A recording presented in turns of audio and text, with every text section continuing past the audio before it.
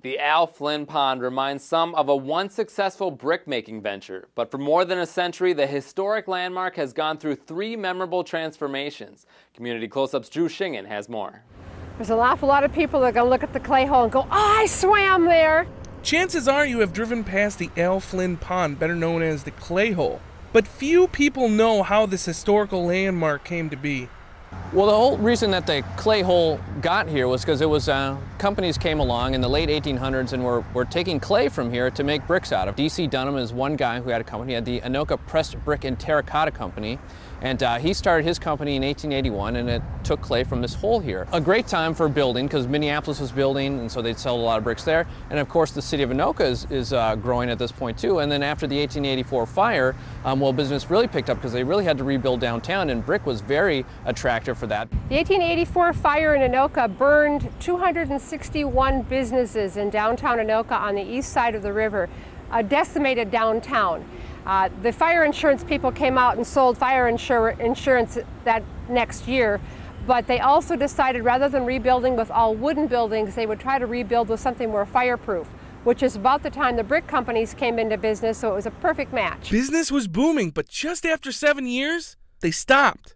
Well, the reason why they stopped literally in this spot was because they had dug down far enough where they didn't strike oil, they struck water. The story was that they struck a spring.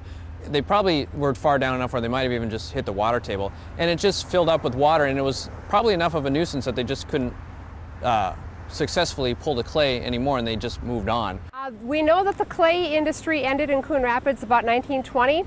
When they started swimming here, well, that'd be kind of like asking when did they start swimming in the Mississippi River. It's a hot day, there's going to be kids in there. As a child, Vicki Wendell swam here, and in the 80s she brought her children as well. We lived just up the road and it was a place to go swimming. However, my little daughter didn't like it because it was too icky on her feet. Ultimately, that ickiness ended the swimming at the clay hole. What ended it was by the late 80s or so, right in that area, the water testing showed that the turbidity was just too much. They were not able to see if somebody got in trouble. You wouldn't be able to see where they were under the water. It was just too murky because of all the clay, because every kid in there went and kicked their toes in the clay to watch the clouds come up. And it was decided it was too much of a liability, that they wouldn't be able to get somebody out if they were in trouble.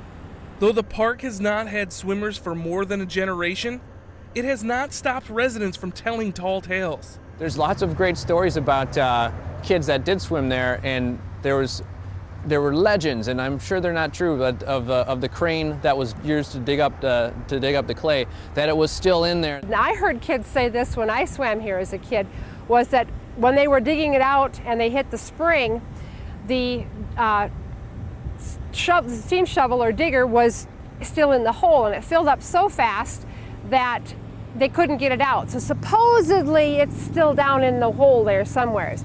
And it was about 90 feet deep, as best references have been able to tell us. So there could be a steam shovel down in the bottom of there. From a resource that rebuilt a city to a natural refreshment on a hot Minnesota day, the clay hole is a stamp in history whose legacy won't be forgotten. It's twofold. I mean, there's the clay that it drew from, and you can see the physical manifestation of that in parts of downtown Anoka and wherever some of those bricks went as well.